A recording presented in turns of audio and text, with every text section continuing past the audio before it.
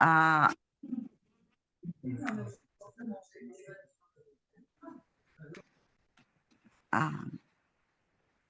Hello, we are recorded from now on. So I welcome you again. I'm Daphne Chronopolou. I was explaining about the word narcofeminist. We're absolutely aware that it triggers some problems in some parts of the world because it is connected with macho culture, with police and crime. We are trying to reclaim it. I was explaining it many times, but I wanted to say that it's not to be, we are fully aware that it is something we are debating, but it's not to be debated today. So please, no questions about this. We're going to have questions about other matters. And with this, it's the 1st of December. I'm the INPUD chair, and we're starting our webinar on CEDAW, the Committee for the Elimination of All Forms of Discrimination against Women. I would like to ask Lígia Parodi, who worked a lot on this webinar, to say a few words before we pass to our speakers. Lígia? Thank you, Daphne. Hello, everyone. Well, this was an effort, and this webinar was built on the recognition that narcofeminism calls for the participation of all women who use drugs. And women who use drugs have been addressing and presenting their concerns and their recommendations to the Committee of Elimination of All Forms of Discrimination against Women, which is the committee that monitors this UN Convention on Human Rights. There are some examples in the world, and today we are going to listen about a generous part of this effort. And this webinar has been thought to explore a narco-feminist perspective on human rights, and it has the valuable collaboration of the Women Harm Reduction International Network with Ruth Birgin and the International Network of People Who Use Drugs INPUD with Judy, Chang, and I thank you so much for this.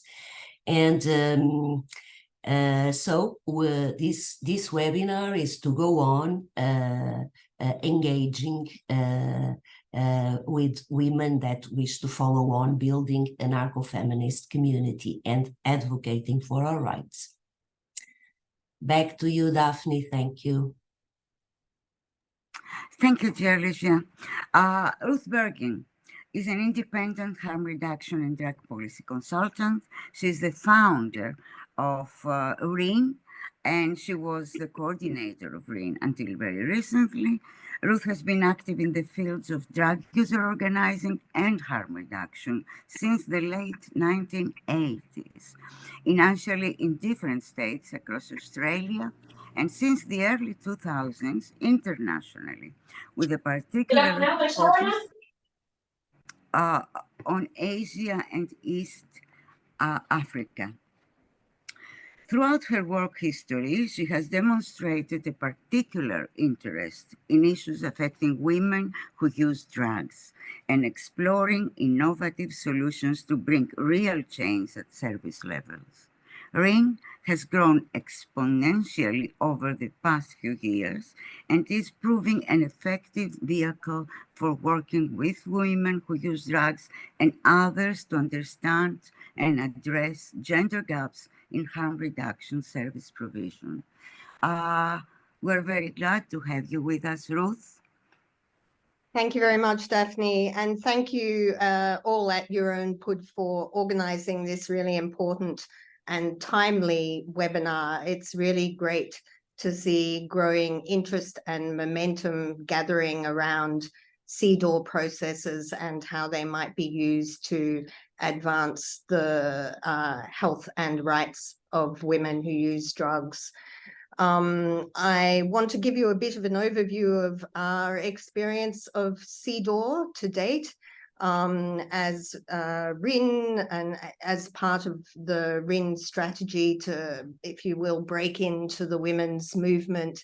We targeted CEDAW as a potentially productive mechanism, and indeed on occasion it has been a really useful investment.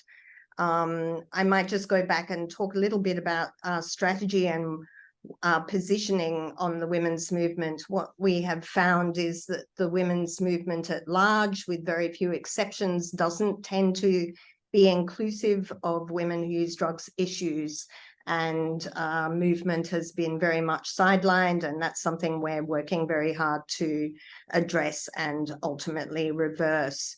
We recognize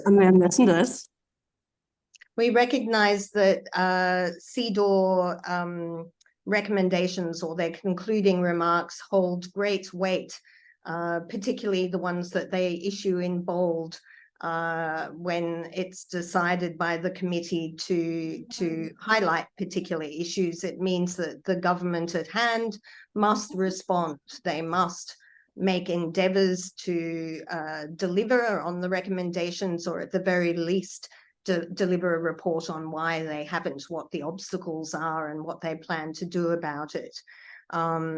So since a few years ago, WHRIN has been partnering with allied organisations to jointly produce and present CEDAW shadow reports on the situations of women who use drugs in various countries. This involves, first of all, navigating the rather difficult to decipher CEDAW website to figure out, which countries are coming up for review. Countries tend to come up for review once every 4 years, and we try to get a sort of lead on which countries are coming up, and then have a think about where we have existing partners that we might approach to work with on a CEDAW report. In nearly all cases so far, when we've been doing this, the partners have been pretty much unaware or with a very basic understanding of CEDAW. And indeed, the collaboration has been useful to navigate through processes that can otherwise be a bit bewildering and difficult to navigate through. So over time, we've learned from this experience and have now developed some systems and some tools to support these processes. The very first time that we worked with a country on a shadow report, it was with two partner organizations actually in Indonesia. And we were naive ourselves to what is it? How do we do it? And so we were able to broker a relationship with IRAW, which is the IRAW Asia Pacific, which is the agency that works with all NGOs that are endeavouring to engage with CEDAW processes. At that time, they had a kind of mentorship program. So we asked and negotiated for the women from Indonesia to go through their mentorship and shadowed the whole process. And from that, we kind of gleaned what was involved and started to develop our own tools. And subsequently, with other countries, we continued to work with IRAW, of course, because they have insights on scheduling and also, just through their very extensive experience, it's been wise to present the draft to them for their comment as well, to make sure we're well aligned with the CEDAW portfolio, their scope of work and their articles, to make sure that the shadow report is as relevant and punchy and highlighting issues that are likely to capture the attention of the committee before it's submitted. We have also, I guess, there's been lots of learning points along the way. The process itself and the timing is really important. working with partners, sometimes we found that there isn't necessarily pre-existing research to point to validate what we know to be the case for women who use drugs on the ground in a country. And in those cases, we've been able sometimes to work with partners to run some research through focus groups with women who use drugs to authenticate or to validate what we already know to be the case anyway, but that this adds great weight to the reporting that is submitted. At the conclusion of all of that, once we have an agreed and as strong as we can make it report, there's the presenting process, which isn't mandatory, but it seems to be a good idea to, if possible and if resources allow, to have someone actually present in Geneva for the CEDAW session for their country. And again, these processes are kind of bewildering and luckily always guided again by IROR AP, who often or always organize a kind of meeting immediately before the session to help orient NGOs who are present. What we have usually found again in this process, and in all cases, our partners have been newcomers to these processes, that they're going in with NGOs that have been already exposed to CEDAW and maybe have more experience, and it's not always a friendly environment.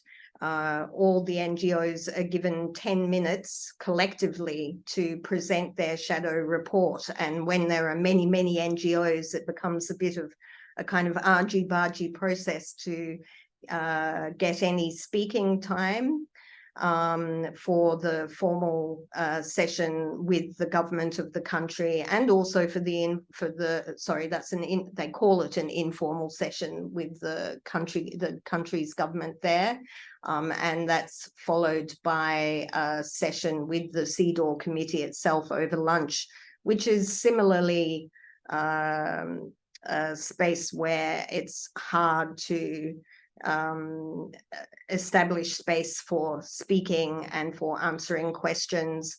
So all of this is difficult, I would say, for newcomers to face without support and without foreknowledge and understanding of the processes involved.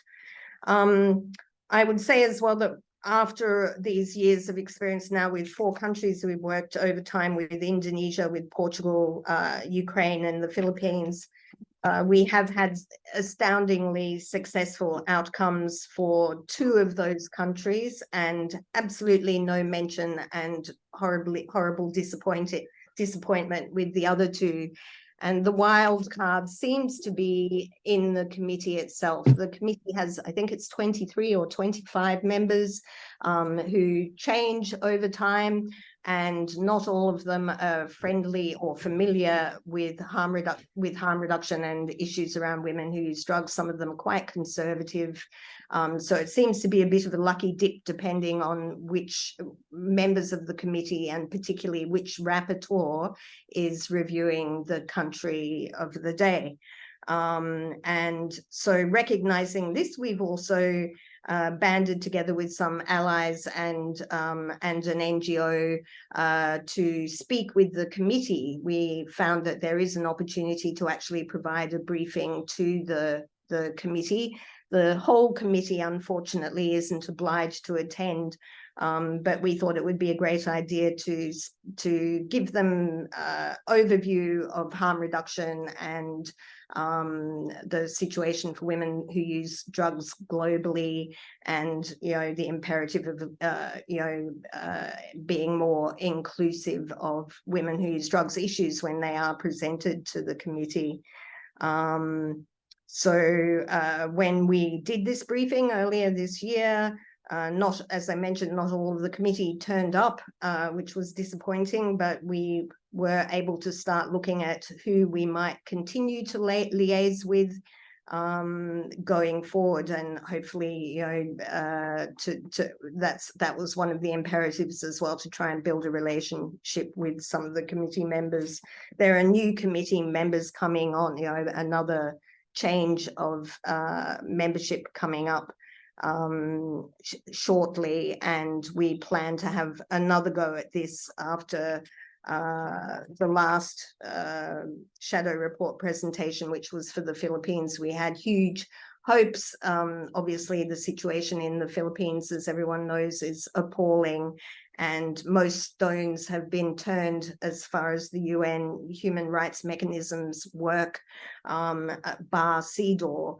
And although there was a question from one of the members about the Bangkok rules in the Philippines, which the government had said are upheld, but are clearly not, particularly for women who use drugs and women associated with the so-called war on drugs in the Philippines. But nonetheless, in the concluding remarks, there was absolutely no mention. So we're trying to take that as a positive in a way, that, you know, when we do the next briefing with the committee, that we can cite that case as, you know, clear evidence of an uneven response from the committee on issues of women who use drugs. And I'm not sure how I'm going with time. Daphne, have I got time for one more comment? Yes, yes, please. You have the time, and you're that was all sounding a little depressing, but on the upside, with the positive results we've had, the very first venture that we made around CEDAW shadow report presentation, you know, development and presentation with Indonesia, did come out with specific bold mention of women who use drugs, and the need to increase access to sexual and reproductive and other health services. And more recently, the shadow report for Ukraine likewise was extremely powerful, and stated, for example, that drug use alone should not be a cause for loss of child custody. So, you know, we think it's a worthwhile venture. We're going to continue pushing forward, and we look forward to working with all of you in making the best possible use of the CEDAW platform for our communities. Thank you. Thank you, dear Ruth. It was really powerful. What you said, it was like a very, very strong river. And for me, it's extra important, this matter of child custody, really. I mean, it's so unfair. And I hope we see some changes as people get more informed, really. Thank you, Ruth. It was really powerful. Let's go to Judy Chang. Judy Chang is the executive director of the International Network of People Who Use Drugs, INPUD. She has worked in the HIV and community-based health and development field for over 10 years. And by the way, today is the 1st of December, HIV World Day Awareness. Judy brings 20 years of lived experience as a woman who uses drugs and a client of harm reduction services to her role. Prior to 2015, her primary area of focus was on community health before moving to harm reduction and drug policy advocacy. During the course of her work, she has worked in various contexts, such as India, China, Thailand. Judy holds a master's in international development and a Bachelor of Arts in writing and contemporary cultures. Also, she's a very esteemed fellow narcofeminist, and I'm very glad and very proud to have her with us. Judy. Thank you so much, Daphne, and thank you, of course, INPUD, for the invitation to present today. I do have some slides. Should I try and see if I can bring them up, or yes, please. Lynn, do we need? Yeah, you should be able to share, Judy. Okay. So, oops. Can people see that? I'm not great with tech a lot of the time. No, perfect. We can see it perfectly. Thank you. Okay, great. I'm just trying to see if I can. All right. So yes, basically today I wanted to present on narcofeminism, kind of its beginnings as well, and then also look at how it's been taken up by women who use drugs around the world, and also academia, and then moving into some of the CEDAW advocacy that we've done as well. So basically, I mean, narcofeminism, I'll come to how it was started, but basically, it really resonated with me from the very beginnings, from when I first heard of it, because I think it is a really important framework through which, we can, reinterpret our drug use, in opposition to what we've been told by, society and patriarchal expectations. So in that sense, I think it can be a very powerful tool, like both internally, but also, of course, it's a powerful tool for external advocacy as well. So I just want to start with, some of the key concepts and conversations around narcofeminism. Of course, one of the key tenets of narcofeminism is challenging patriarchy and, assessing and really analyzing how patriarchy feeds into, how women who use drugs are viewed, in the sense that, we face harsher stigma than men within our families and communities. And then this translates into, us being perceived as unfit mothers. And, we're really at the heart of the stigma, I think, is really about that, society sees us as failing to conform to stereotypical gendered expectations.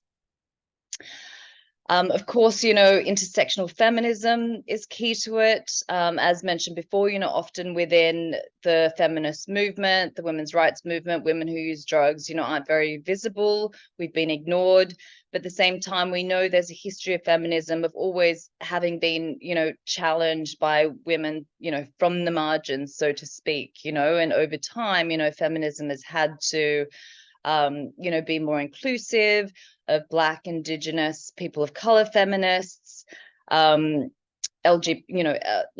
bisexuals, transgender, sex workers as well. So, really, we've really anchored onto this idea of intersectional feminism, the importance of that we don't see the world through necessarily one prism, but, our lives are complex. We cross multiple identities and lived experiences.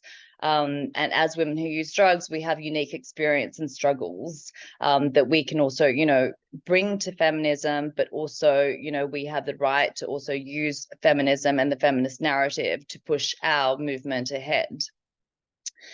Bodily autonomy and pleasure, of course, as well, is a key idea. We know that, again, ideas of pleasure in drug use have always been sidelined in favor of, risk. And, really ignoring how drug use can be pleasurable means, we're really shutting off a whole plethora of responses, right? We can't see drug use only through, one prism, that there are, very there are very valid reasons for why people use drugs, right? And we wouldn't do it unless, we get something out of it, unless it, is pleasurable. And of course, we want to really key to the idea of narcofeminism as well is the idea of bodily autonomy, and that we have and we also have, a right to self-determination over our own bodies and minds as well. During, discussions, narcofeminist discussions, of course, violence against women and gendered violence is always, a key discussion and a key issue that we know we need to, be addressed. Women who use drugs experience heightened forms of violence within the family and at the hands of state institutions and other actors. But because we are criminalized, we're very often unable to have access to justice, access to, shelters, and also access to services, of course. And I think just finally, you know, one of the key, a really important key concept as well is that narcofeminism, you know, also is linked to the feminist critique of the medical establishment. You know, there is a long history of the medical establishment's like sexist and abusive treatment of women, and this manifests in the form of denial of medical care and adequate medical procedures, to outright violence and humiliating treatment at the hands of medical institutions and personnel. And I think obviously for women who use drugs, you know, there is a long history of us being, you know, mistreated by doctors and so-called, you know, health service professionals as well. And, you know, many, you know, in many contexts, there's a reliance on compulsory treatment, which totally goes against, of course, the idea of bodily autonomy and self-determination. So just to talk about some of the beginnings of narcofeminism. So, I mean, before it, you know, we landed on it as a concept. Basically, it started from an INPUD conference, so the Association of Women in Development. They had a conference in Brazil. It was 2016, I believe, and Eurasian Harm Reduction Association and the Eurasian Network of People Who Use Drugs, you know, formed a delegation of women who use drugs to hold a panel at this conference, at this women's rights and feminist conference. And basically, this was the first time that there was a delegation of women who use drugs. And I would say in that space, you know, I think people didn't really know, you know, how to respond to the panel, like what to do with a group of women who were, you know, out about their drug use. I think people were very confused and thought, okay, we were saying, okay, well, you know, drugs is the problem and we're working out how to save people from drugs. I think that's just people's immediately what they go to in their mind. So following on from that, you know, ERA and INPUD, they had a meeting in Berlin, and this is when, you know, the concept and language of narcofeminism was first formed. So, you know, it was a very community, you know, driven process. And then following that, there was a second meeting in Barcelona where they linked up with Mercenarios. I'm sure many people in the call know Mercenarios. They do fantastic work and service provision for women who use drugs. So, you know, from here on in as well, linked up with ERA, the organization that Ruth mentioned before. Also in this, you know, in this forum, CEDAW was also brought up to the participants at the time. And from here, you know, the artwork, the logo, different research projects on women who use drugs also were an offshoot of this original meeting. So there was a report done from these meetings, and, you know, just want to share some of the, you know, quotes and testimonials that came back from the participants. So one woman said, as a woman, I hadn't felt the motivation, enthusiasm, and energy in a long time that I felt here at the moment. We're often put in a charity light and spoken for. It's so exciting to see this next wave of feminism and be loud and proud, to inject that into the women who use drugs movement. It's going to be so exciting to pull apart all these complexities and put all these different feminists together. I burst into tears 40 minutes after walking to the room yesterday, and I realized it was because I felt safe. And a second participant stated, it would be impossible to separate what is more important for me, accepting myself as a person who enjoys psychoactive substances or as a woman whose transformation is scary for other people and a joyous process for me. So then, yeah, as you'll see in bold, narcofeminism as a term and a hashtag was, you know, conceptualized and invented by the participants of the project, you know, to really capture feminism that recognizes and centers the human rights, autonomy, and dignity of women and people who use drugs. Oh, just making sure I can. Right, so just an example of like the different ways, you know, narcofeminism has been taken up around the world. As you'll see, you know, bottom left at HIV 2020, which was totally a community-led conference. There was a panel that was organized by Urban Survivors Union and Mercenarios. and they used this panel, to really, well, it was really the foundational idea of narcofeminism about, changing the narrative of women who use drugs. There's also been a declaration of narcofeminism, the Barcelona Declaration, and that was, created at the Barcelona meeting. Urban Survivors Union have done this, amazing narcofeminism story share model, and would really encourage people, to have a look for it. It's also available on the INPUD website. And again, it's, I think, the power of kind of women coming together and sharing their stories, not only amongst each other, but obviously in this platform, sharing it with the world and really showing, the complexity of our lives also. Last year, INPUD also ran, or INPUD and INPUD also ran a blog project. And the three winners, the first winner was Emily Arnold, Jessica Spratt, and Violet Maildi. And again, all we asked for was, to use the theme of narcofeminism, and, it was quite broad in what people could, decide to write or decide to use about, and would again encourage people to have a look at the INPUD website. So yeah, I think one really exciting piece of narcofeminism as well, which we didn't really expect, is that it was taken up, by academics. So, just this year, there was a book on narcofeminism that was published. It was organized by Faye Dennis, Kieran Paneer, and Marsha Rosengarten. And, it starts basically with the founders of narcofeminism in a conversation. But it also, it also had a variety of academics whose, names we may know, such as Kane Race, Helen Keane, who published one of the seminal social critiques of, ideas of addiction. Also Nancy Campbell, she was one of the first, academics to really write about women who use drugs. And again, they use the concept of narcofeminism to their writing and to their research, and some of it was applied to, say, the use of drug sniffer dogs. Other, Helen Keane applied it to, judgments about increased alcohol use amongst women during COVID. So yes, there's a wide kind of variety of how narcofeminism is applied there. But it was really amazing to see, this concept that was, seeded from activists, women who use drug activists, in the ECHA region, and being, taken up and really embraced by academia, because they found it, this very exciting, liberating idea that they could also use and apply to their work.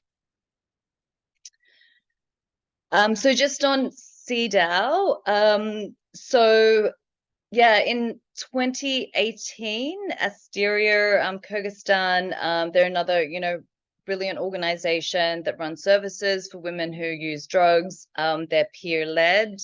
In 2018, they submitted, with INPUD support, they submitted a shadow report. They engaged, in the whole CEDAW process. This was actually at that time, their third attempt. They formed a coalition with women from key population groups to produce, the shadow report, and then, went to Geneva to the CEDAW committee to present on the shadow report, did an oral intervention. And I mean, it was surprisingly, very, I think, successful. And I think it was pretty much the first time that the CEDAW committee, had mentioned women who use drugs.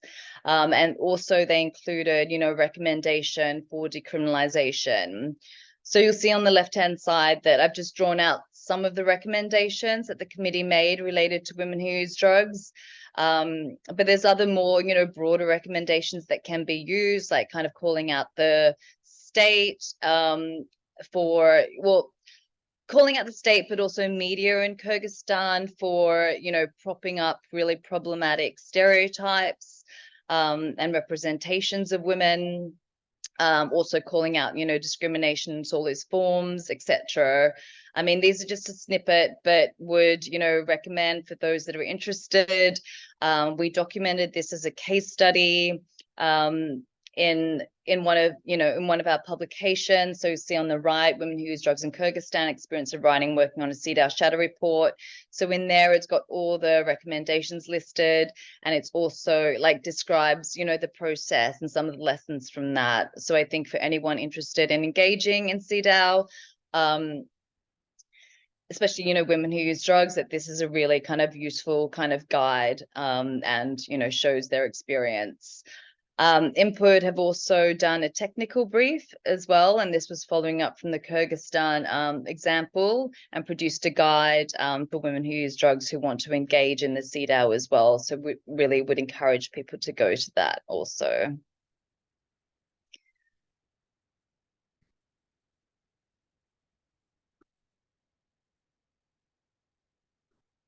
Thanks, Daphne. That was the end of my slides. Oh, thank I you, was going Judy. with It's been really inspiring. I mean, listening the history of this movement that is so important for us, especially since we've experienced personally and in our friends and in a more academic way, the invisibility of the women who use drugs. I mean, the pleasure taboo that you mentioned compared to the risks is so strong that has made us invisible.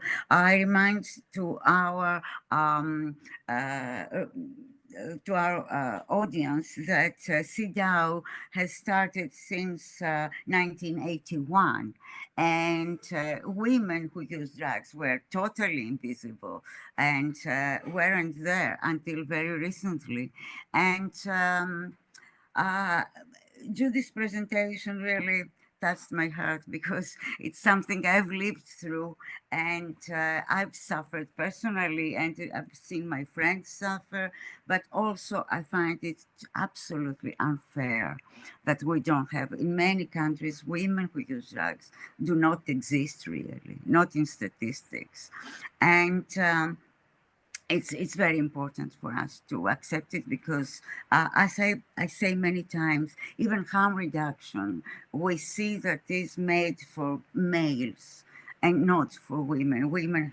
Drug using women have a totally different profile in many cases and cannot have access to harm reduction, even if it exists in their countries.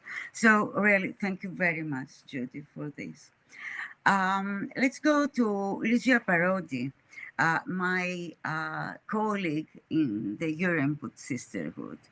Lígia, she currently coordinates the advocacy team of the European Network of People Who Use Drugs, INPUD, and works with the women's team, with me very closely with the Sisterhood. She's a member of the advisory board of CASO, the Portuguese Association of Drug Users, where she contributes to peer-led harm reduction and human rights initiatives, especially with a focus on women. Graduated in psychology in 1997, she has worked as a psychologist, trainer, and harm reduction practitioner in outreach teams and in prison. So I'm glad to present her again and ask Lígia to give us a small summing up of what we've heard before we accept and discuss your questions. So please, as Lígia speaks, send your questions to us, and our link will pass them to me, and I will pass them to the speakers, to our speakers. Lígia. Well, I'm going to try to share my screen. Am I successful with that? Yes, perfectly. Thank you. You might just want to click slideshow, Lígia. Oh, you got it. You got it. I've got it. Okay. So, I'm either in the using the legacy from Ruth and from Judy, and my presentation is about the involvement of Sisterhood, the women's team of INPUD, the involvement with CEDAW, and as we aim that women who use drugs in Europe have a wider engage widely with this mechanism and in advocacy. I'll give you some contexts about our work. So if you remember Ruth's description about how shadow reports have been developed, I'll tell you my part of that story. So in March 2022, Ruth contacted me. We had met in 2019 in Porto during the Harm Reduction International Conference. And there was this first contact asking me if I knew what was CEDAW. And I said, yes, I knew CEDAW. And well, I was talking about the convention. I wasn't talking about the advocacy mechanism and the country reviews with the committee. But saying yes, or I don't know if I would say no, what would happen? Maybe Ruth will explain me all about it. After this, there was I was thrilled with this developing a report to present to the committee during the Portuguese country review. That was in June of 2022. By May, we already had the report, Issues Affecting Women Who Use Drugs in Portugal. Of course, it was a run to do it. We had the support of CASO, of GAT, women no, and of WHRIN. So CASO and GAT are community-led Portuguese organizations, and WHRIN you already know. So sent the report. I will talk a little bit more about our experience building this report. And in the 13th of June 2022, I went to Geneva to present the report. I had to struggle for having 2 minutes of to make the oral declaration about our report, a sum up, a possible sum up in 2 minutes. And in fact, there was these arguments about who should have how much time. And I was for some hours, I was struggling to have more than 1 minute. That was the time that the feminist platform, Portuguese feminist platform, wanted to give us to present our report. Well, we managed to have 2 minutes after all. And it was not a particularly successful in terms of advocacy because we had no mention in concluding observations. This could be a frustration, but well, it's we didn't get it as a frustration, and in fact, the report proves to be a very useful tool in the advocacy work, because the fact that we have developed it in all its features, with all the evidence that we must put in it, it is a document that we can again and again mention and refer to as the demands of women who use drugs in the Portuguese system. So it is, the report went on being spreaded, let's say, sent to the Portuguese authorities, because although Portugal will have the next review will be in more or less or more than 4 years, so it is a long way until then again. But we now understand much better how these mechanisms work, and how it is important not only to bring to the session, to bring to the review, to the country review, the issues that still are discriminating women, but also we acknowledge that it is important to tell the Portuguese authorities that we said it and that we are returning in the next opportunity. And now it will be possible for the next round to have it wasn't possible in 2022, but let's hope next time will be possible to kind of whisper about our worries to our government and to our decision makers that will have some responsibility in the next country review. And it's kind of not one moment advocacy, it is a continuing effort, and having a report is a very important tool. This is one lesson that I think it is important. And with the sisterhood, we already started to monitor the country reviews, kind of asking in our network of women who use drugs in Europe, how is it going? When was the last country review, and probably when will be the next? And we are already making this state-of-art thing among our sisterhood, and of course identifying allies and stakeholders to have more people and allies and stakeholders involved in this process. So in 2024, we also expect to go on building community and a regional perspective. And for this, we intend to build capacity of women who use drugs to advocate for our rights and support the development of shadow reports.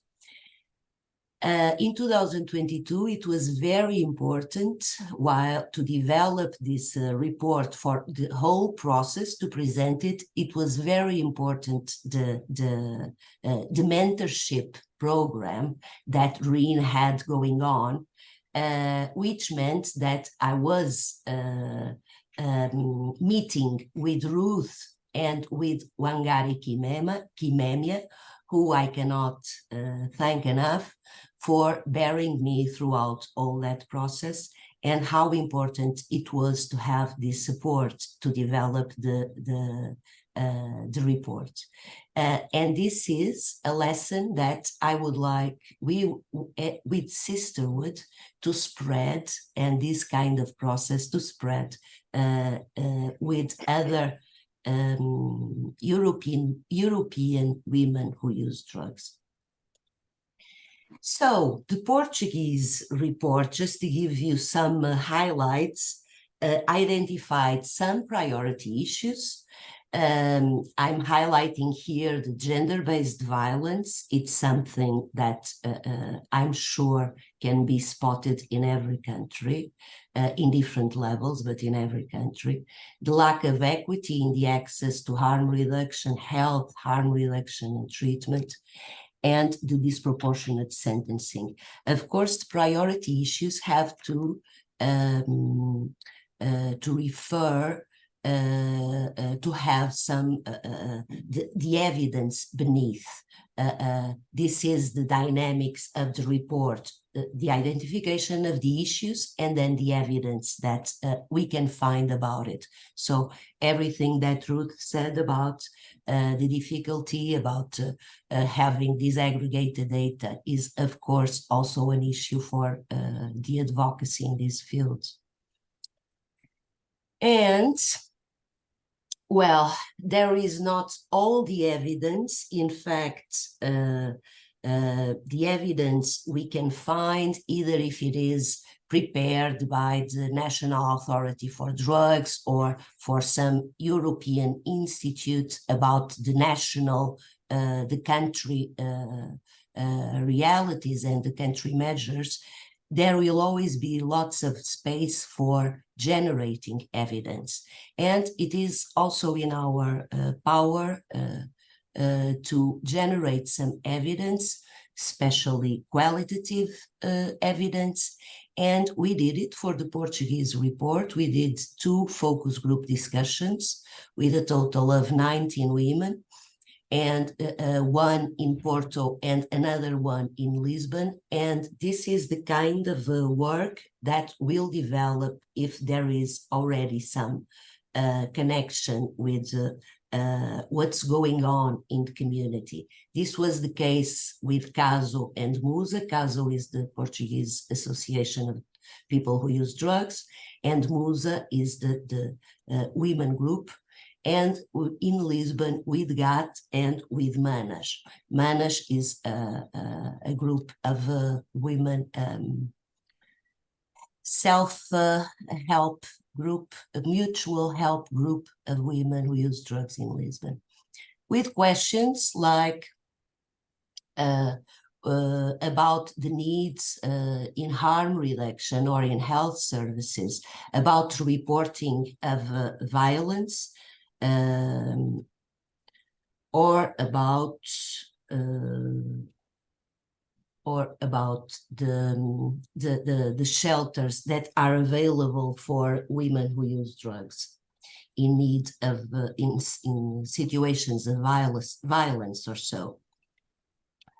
Well, this was also part, and at a certain point, after the presentation and in integrating the information, it was important to make a kind of reported report and having this wider look on the reports that women who use drugs are presenting to the CEDAW. So we realized, I have a list here of some countries that that have already presented some data, that have already presented in the name of women who use drugs. This one of Kyrgyzstan that Judy talked, and well, the Portuguese one and others.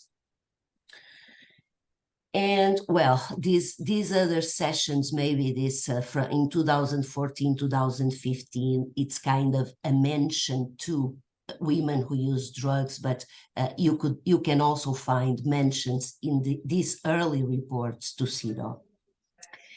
And thinking ahead, I already took a look on the IRO site to see what's coming in 2024.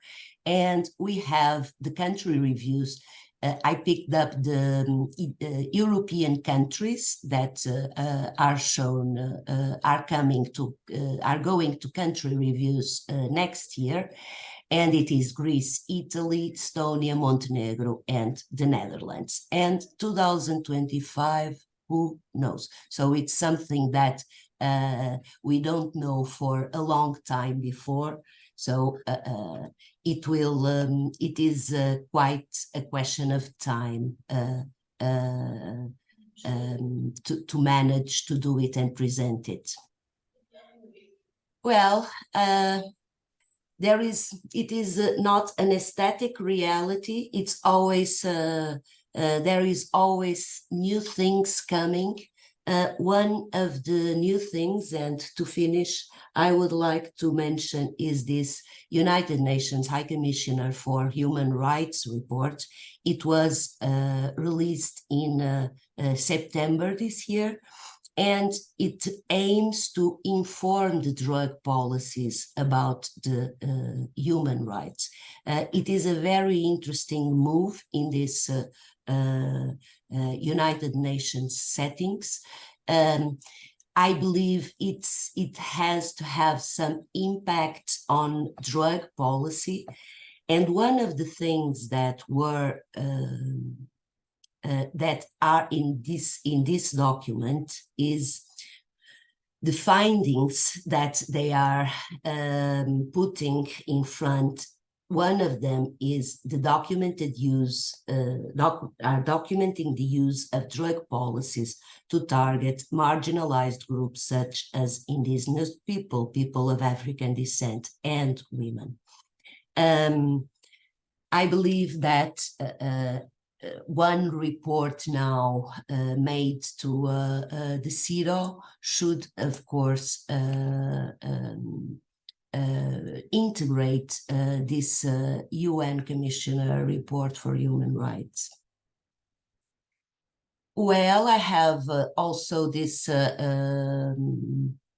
I mentioned INPUD technical brief, I mentioned international human rights link, and also it is available to download these reports of the Portuguese report that we called Women Who Use Drugs Engage with CEDAW. It's also available for download in this link.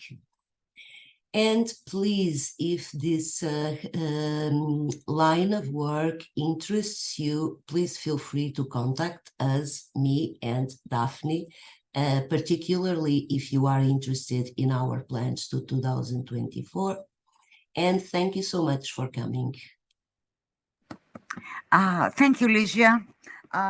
Very, very good explanations. And while you were talking, we had many links in the chat that are supporting what we're saying. So I want to remind our audience that you can reach the chat by clicking at the word chat at the bottom of your screen.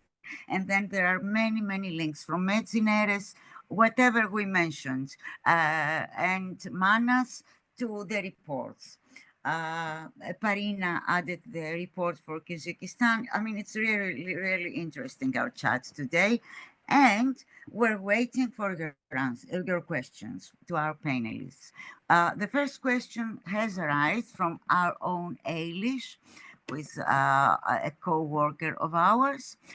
Eilish Brennan, a question for panelists. How can we work more collaboratively to maximize our time and resources and have a great impact at CEDAW particularly? Please, who of our panelists wants to answer that? I can't see. I can give perspective. I mean, I would say one of the things we've kind of learned along the way, I think that collaboration and coordination is super, super, super important at the country level. Like the more kind of like even across different constituencies, like say with Kyrgyzstan, you know, the lesson of working with other women from key population groups.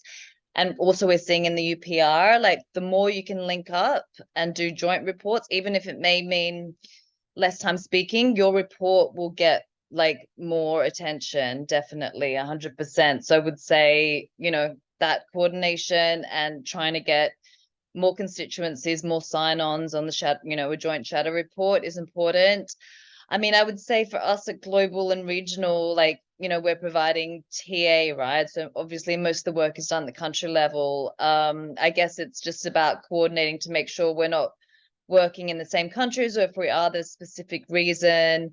I think also, you know, having discussions are useful, like some things, you know, just things that we learn along the way in terms of strategies. So one thing we've heard from OHCHR is, say if another treaty body has already recommended decriminalization of drug use and possession, they may not, you know, do it in, you know, CEDAW, right? Because I think that treaty body has already made that recommendation. So that, you know, things like that, I think may be useful to keep in mind. You know, it's so much research in the prep work, right? But yeah, then it's also like having to research across other different treaty bodies. But anyway, it's just, yeah, kind of informal things we hear along the way like that aren't documented, but like, you know, people who work at OHCHR tell us those things. And I think kind of sharing that kind of information is useful for all our work.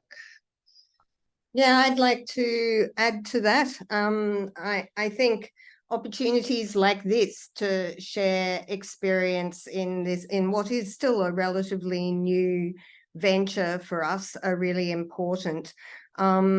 I do differ, actually, having asked a CEDAW committee member about whether or not joint reports are more impactful. It seems that they're not necessarily, or that was the response of the committee member. And our experience, for example, recently from the Philippines, different countries seem to have different approaches. The Philippines had something like 20 different NGOs and no collaborations. There were, particular NGOs looking at the rights of women in rural contexts, but, you name it, it was covered by, really distinct NGOs and absolutely no collaboration. And what seemed to be the deciding factor, again, was more about who was on the task force for the country review and who the rapporteur was. Harm reduction has never been mentioned as a term in any shadow report. And there are some members who are unfortunately either totally inexperienced or actively hostile to, inclusion of our issues. And I think that's something maybe we need to keep in our sights for future work. It was really good to hear from Lígia, though, that the report, despite lack of support from CEDAW, is still a useful advocacy tool. And I totally, encourage countries that are interested to go down this road to go for it, and maybe lean on WHRIN and on INPUD for support if, as they go. And certainly WHRIN is happy to share our experience and suggestions along the way. Thank you, Ruth. We have another 2 questions. I pose them to you and you decide if you want to answer or not. One of them is from Sergio. What do we think about drug consumption rooms only for women? Judy, Ruth, Lígia. Really good idea. I mean, again, it depends on the country. Generally there's this whole host of potential services that can better meet the needs of women who use drugs that aren't going to work for every country and every context. And not every country is even up to the stage of having basic harm reduction services in place. So maybe drug consumption rooms seem like, and particularly women only ones seem like a bit of a pie in the sky at the moment.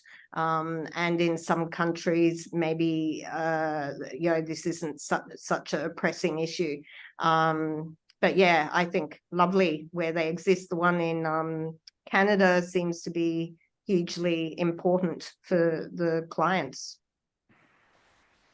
I might add something also. Yes, please.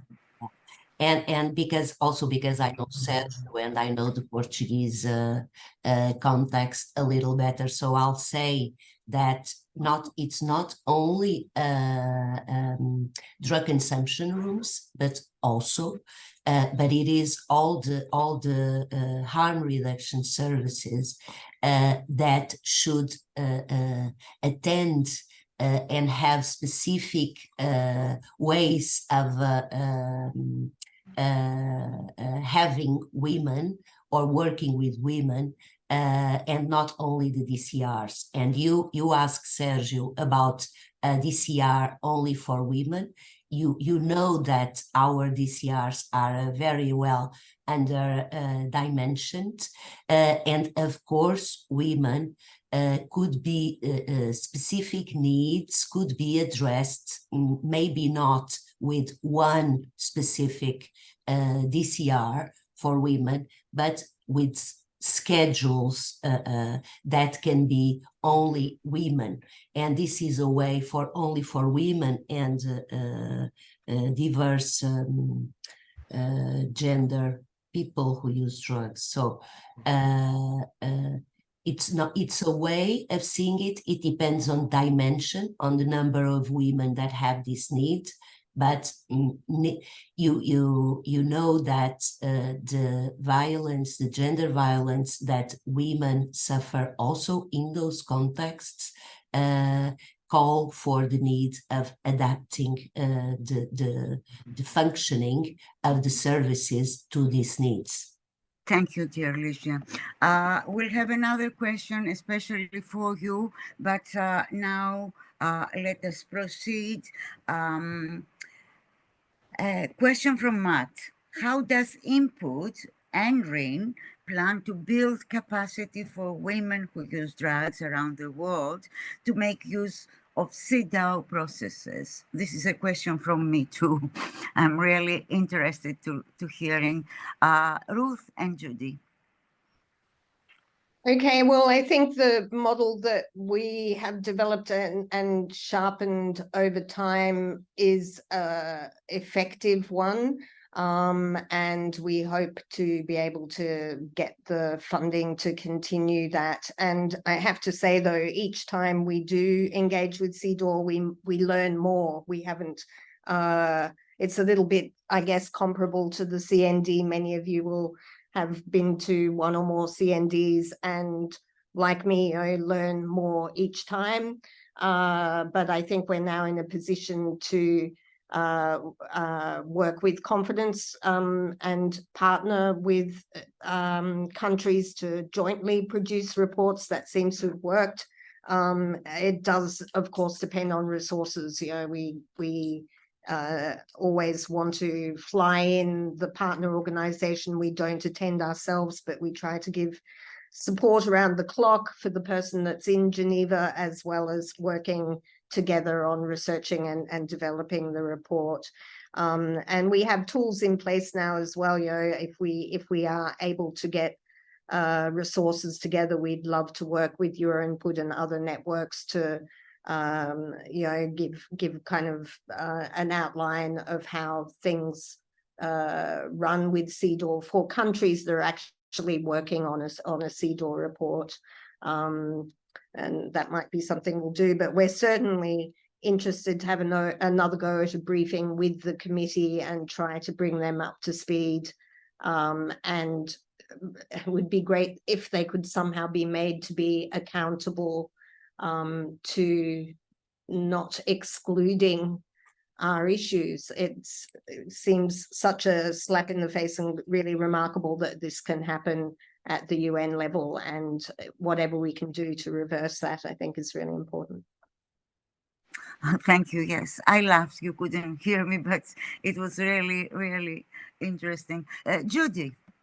Yeah, so on INPUD side, yes, we have the guide. I mean, how we're working now is we have a set budget to engage in human rights mechanisms, but as people know, you know, donor kind of limitations, it's only across specifically 10 countries. So, you know, that kind of pool is only, you know, limited to, we work in countries where there are drug user-led networks, of course, or, you know, women who use drugs that we're connected with. I mean, yes, you know, it all depends on funding if we can get that expanded, but basically our approach with that, we look for, you know, country reviews coming up. We look across the UPR, the CEDAW, the CESCAR. We're also going to be doing some work on the CESCAR, the Committee of Economic, Social and Cultural Rights. We see, you know, what countries are coming up. Then we work directly, like, you know, with the network in that country. Usually, you know, with that small budget is a consultant to help write the shadow reports. Of course, the networks organize the focus groups as well, input and review the shadow report.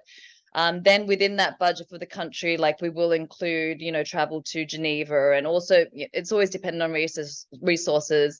But what we're finding as well, like right now we're doing the UPR in Nigeria, with, of course, network in Nigeria, is that the pre-working groups, you know, really help as well, like before actually, you know, the key session.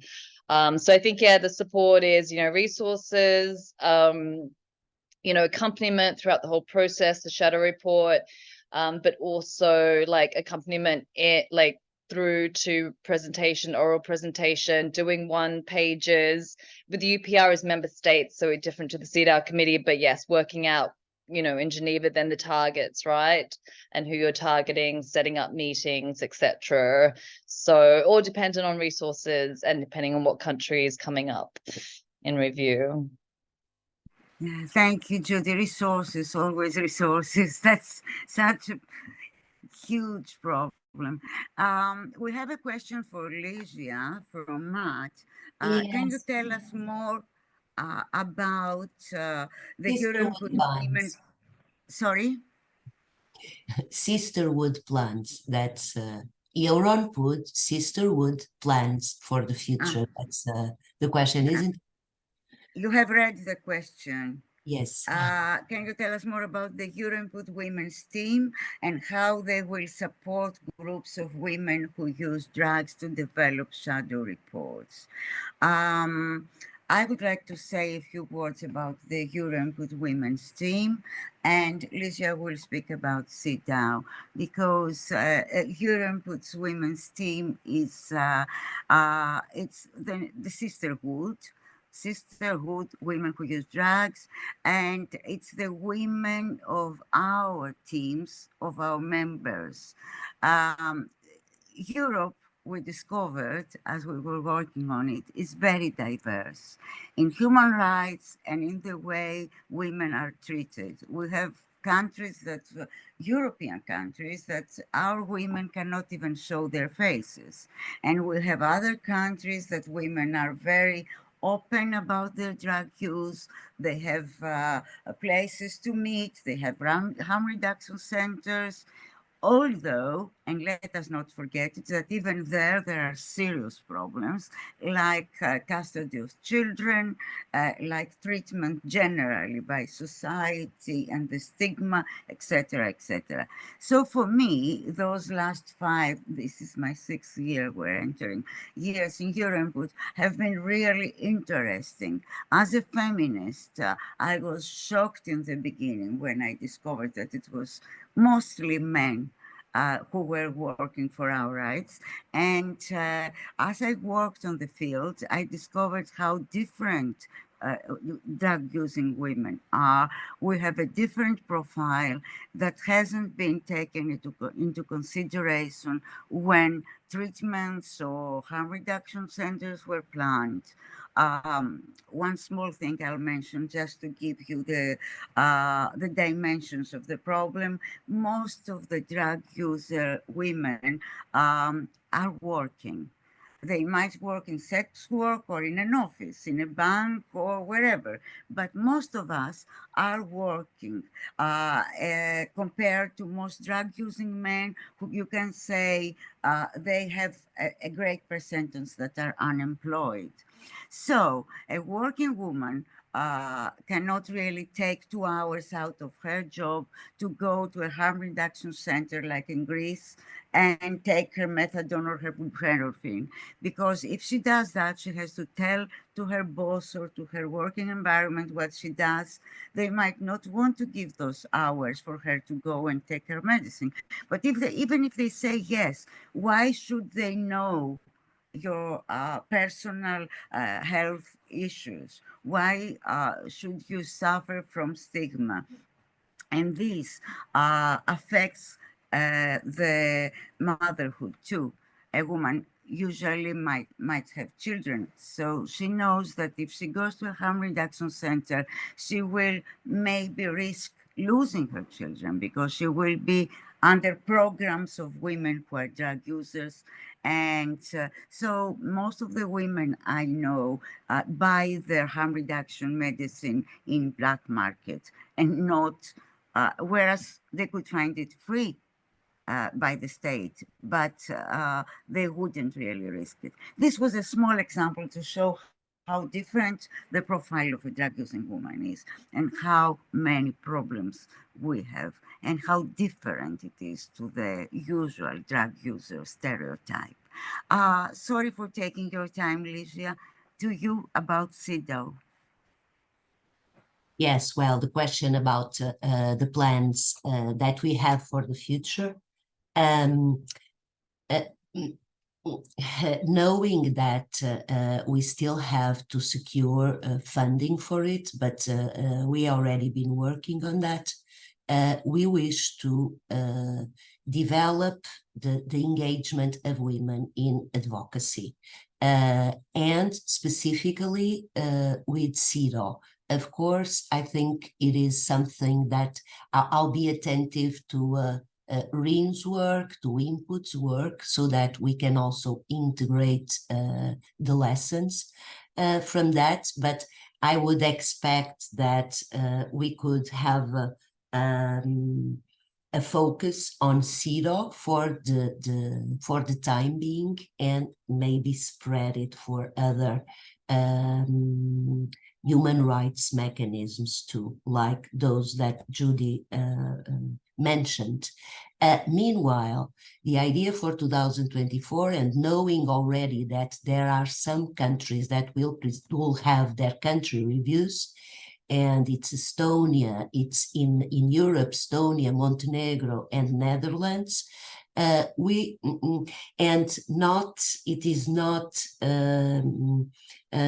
not that the sisterhood is already engaging with women in these countries. It's not given. So one of the things will be to focus and to target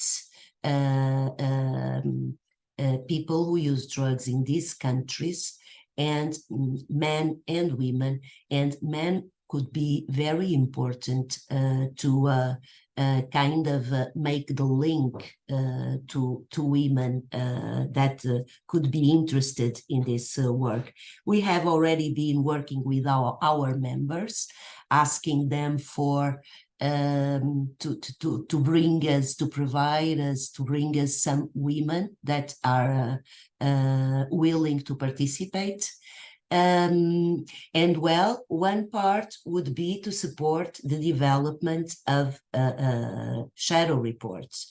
If we have 4 countries presenting, European countries presenting next year, this would be the top number, but also engaging in advocacy and kind of preparing for 2025 or 2026, knowing that the presentation of the report is to come, and not being sure when, but it is possible to gather the data and to produce evidence and to gather disaggregated data to have the priority issues with evidence, and to select them, to have them with some data, and already working at the national level, providing this information to those who will be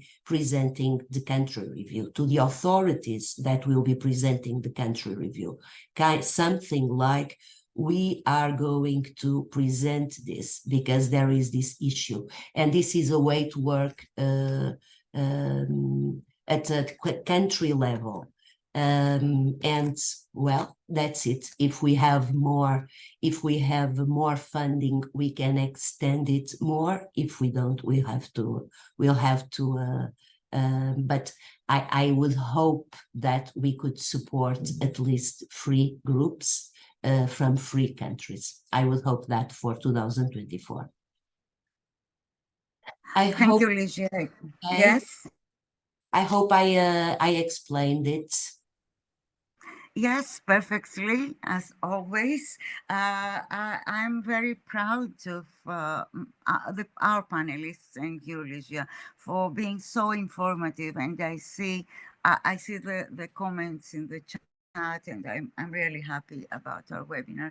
I don't see any more questions. I don't know. I don't see anything else. I don't know if our Ruth or Judy would like to add anything. We have 5 minutes. I can't Yeah, see just you. to say congratulations on the webinar, and it's really great to, I think, get an update of hearing, you know, all the work that's been done on the CEDAW also, and, you know, kind of plans for extension.